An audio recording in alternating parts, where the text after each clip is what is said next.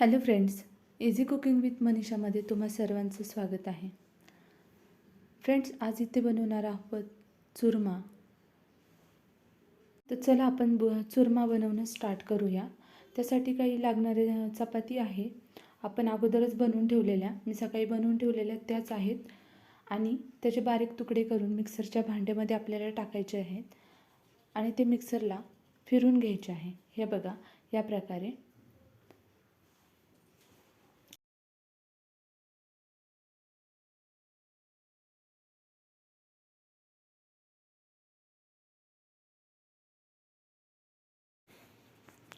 हे बघा फ्रेंड्स, मी इथे एक चम्मच साखर टाकली आहे आणि पुन्हा एकदा मिक्सरला ते फिरून घेतलं आहे अशा प्रकारे, जेणेकरून ते दाताखाली जास्त साखर लागू नये म्हणून. आणि इथे एक प्लेट घेतली आहे, त्या प्लेटीमध्ये जे आपण बारीक केलेले थोडीशी साखर आणि जी चपाती घेतली आहे त्याचे तुकडे करून जे बारीक फिरून घेतले आहे ते एका प्लेटीत काढून घेते मी इथं.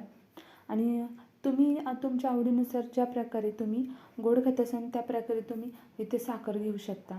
हे बघा फ्रेंड्स, मी इथे आपल्या घरीच तूप बनवलेलं आहे आणि हे घरच्या तुपापासूनच बनवते आहे.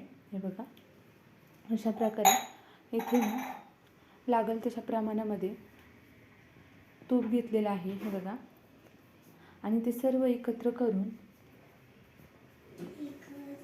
इथे आपण मिक्स करण्यासाठी आपल्या हाताचाच वापर करूया, जेणेकरून चांगले मिक्स करता येईल. आणि असे जे मोठे तुकडे असतील ते बाजूला काढून टाकून द्यायचे. हे बघा,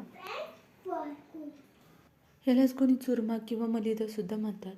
आणि लहान मुलांसाठी किंवा मोठ्यांसाठी सुद्धा अति पौष्टिक आहे हे. एखाद्या वेळेस घरामध्ये जास्त चपात्या उरल्या असतील त्यावेळेस सुद्धा तुम्ही बनवू शकता. हा सर्वांनाच आवडणारा आहे. फ्रेंड्स, कोणकोणाला हे चुरमा किंवा मलिदा आवडतो त्यांनी कमेंट करून नक्की सांगा. हे बघू शकता फ्रेंड्स, किती सुंदर दिसतो आहे आणि खाण्यासाठी पण चविष्टच आहे.